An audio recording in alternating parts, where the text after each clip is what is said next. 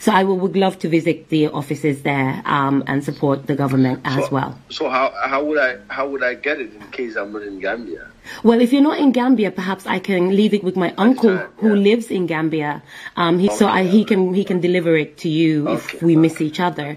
But Mr. Ceesay, I'm in desperate need of your help because I know you saw the video I did. It was due to being very upset about what is happening in Lebanon right now. I have several contacts who are Nigerian, Kenyan, Ghanaian, and the 45 and now 53 today Gambian women that are stuck there. I wanted to know what the Gambian government is doing to help them return.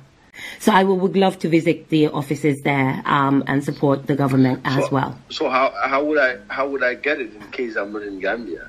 Well, if you're not in Gambia, perhaps I can leave it with my uncle who lives in Gambia. He can deliver it to you if we miss each other. But Mr. Ceesay, I'm in desperate need of your help because I know you saw the video I did. It was due to being very upset about what is happening in Lebanon right now. I have several contacts who are Nigerian, Kenyan, Ghanaian, and the 45 and now 53 today Gambian women that are stuck there.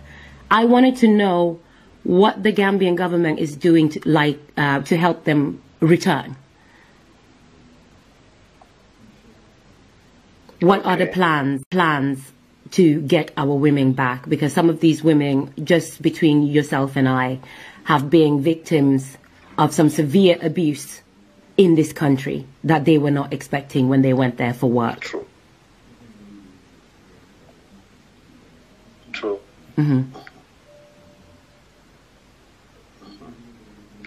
Yes, government is really aware of the situation of the girls, and it is concerned. Yeah. Government is very much concerned for numerous reasons because it wants to see her citizens in better conditions. Yeah. And especially the Ministry of Foreign Affairs responsible for Gambians abroad, though we are not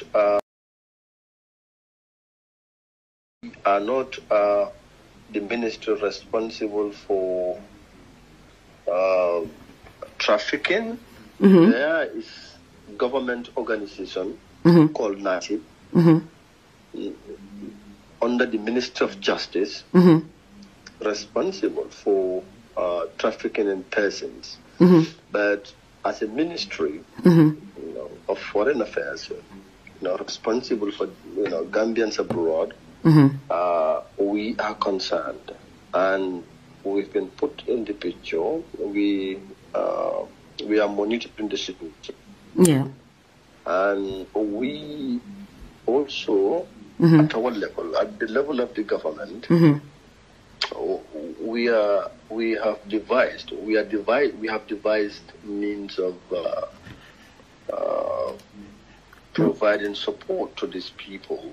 In what form? Because right now,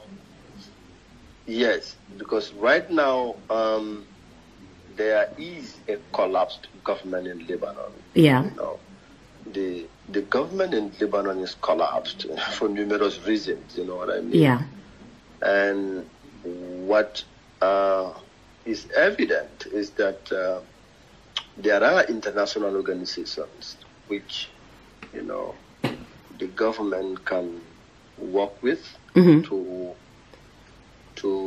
be able to extend or provide a sanctuary for these ladies until such a time that we will be able to evacuate them.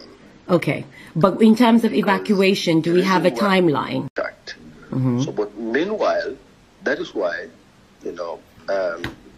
we are envisaging the possibility of providing them better sanctuary while modalities on their flight and other logistics are being worked out. But they need to be secured first. They need to be, in a secured environment as of now. We understand that IOM is there, and then IOM is there among other, international organizations. No, we cannot, disclose everything to you. That's not how government works.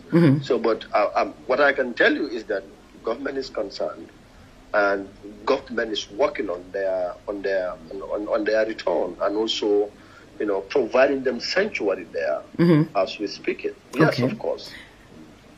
Yes. And how can they reach this sanctuary for those that are that was working with Jawara?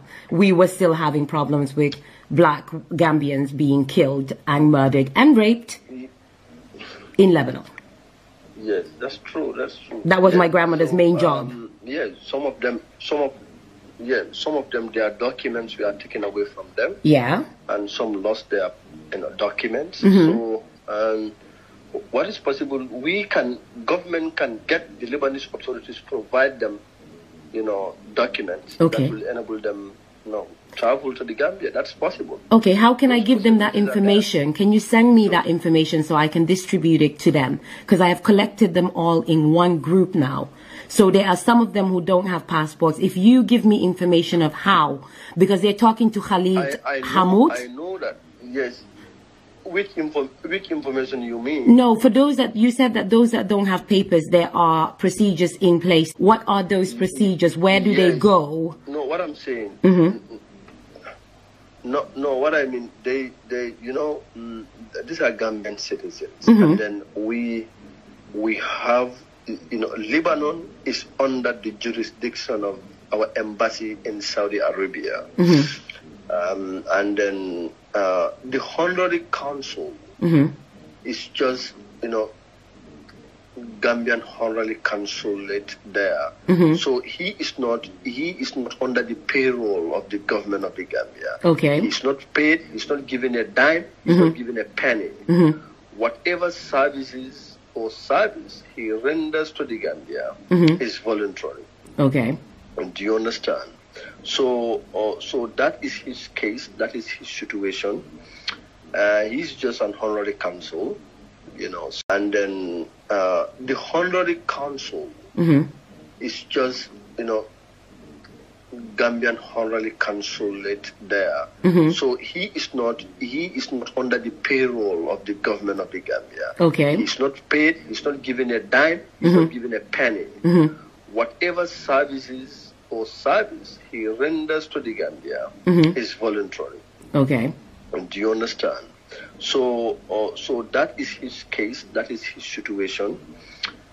He's just an honorary consul, So, but he was appointed by Banjul, okay, to Beirut. So Banjul appointed him. Okay. So now, yes, what is happening is we really, Gambia government is involved, and then efforts are being mapped out right now. Yeah. With the embassy by the embassy in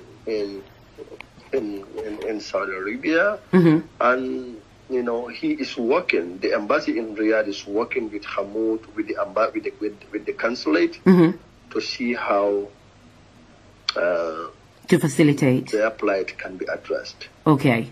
But so we don't have a timeline to provide them sanctuary. First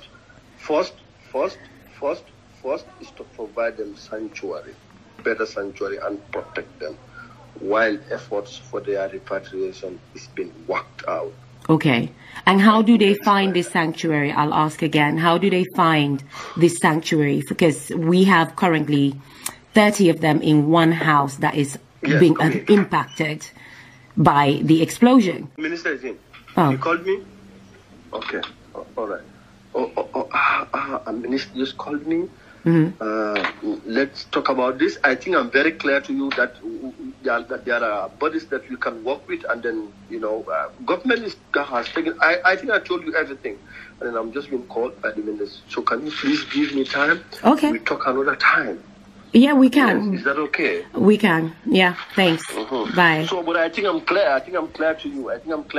You're partially clear is what I'll say. You're partially clear, but I still have some questions which I'll put in together and send it over to you. Yes. partially. I'm not a liar. So if something is not 100% clear, it's partially clear. And I'm partially clarifying on certain things, but I need to know how these women can find the sanctuary, how they can be safe, and who is helping them get their papers back, those of them that don't have passports. Because my NGO has been ready to pay for their tickets back. They will do that. They will do that. They will do that. They will do that. They will do that with Hamoud. Hamoud will help. Hamoud will help him do that. And all 53 women are saying Hamoud is not being helpful for the last 9 months, just so you know. And I have not found Hamoud to be helpful either. And I'm wondering why we don't have a black Gambian in that honorary council instead of a Lebanese. That's the problem. So how do you have a Gambian there? Do you have a Gambian there who can do as he's doing? It's not possible. Listen, even I could do it better than him. You probably don't know my work or who I am, but we need a black person there in every consulate. Even in Sweden, our consulate is white. It's just like, what are we doing as an African nation when we are not representing ourselves in these countries? We exist. We are knowledgeable. I'm a lawyer myself. Hamoud is not doing the most that he can right now for our people. And he's even blaming the Gambian government, stating that Gambian government has sold these women into slavery. I will send you his voicemail so you can know how he is tainting the Gambian government, whilst I, a Gambian, believes in you and trying my absolute best for BBC, for CNN, for Al Jazeera to give the best imagery of my people. Because a failure for the Gambian government is a failure for me, personally. That's why I wanted to speak to you. So that's why I said, not every human being who is not black can represent a Gambian. I would prefer a Mandinka, a Fula, a Sarahule, a Pol, rather than a Lebanese, because you know what Lebanon has done to our people. Your mother's time, my grandmother's time, we know how they see our women. Yeah, but yes, your concern is hard. Love it. Your concern is hard. Thank you. Thank you. Very much. Thank yes, you. Thank you. Thank you. Take care. Sister Sma Maki ak Smara Kaifi. Defna video bi takna Saikou. Takna foreign minister bi Tangara. Legi nak ñom ñu ngi panic, ñu ngi bëgga pour call pour wax ak man ne waruma leena record mo explain na leen lan la law bi wax bu tax ba nga xam ne mun naa koo share fu ma neex because bëgguñ pour nit ñi xam ne defuñ dara. So leen ma munee dimbale jël leen video boobu noonu from Facebook ngeen share ko everywhere ko leen xam mu understand ne Gambian foreign ministry bi defu tous pour yéen ëllëg nag dinañ wax because IOM ñu ne su fekkee ne am nañ binda bu wone ne mun nañoo dimbale Gambia ñi nekk Lebanon rek dinañ leen fayal pour ngeen ñibbi. So share leen video boobu noonu ëllëg suñ paree suñ defee live bi explain loolu li IOM wax pour yéen ñu share ko because then colleague Hamoud du mun a tee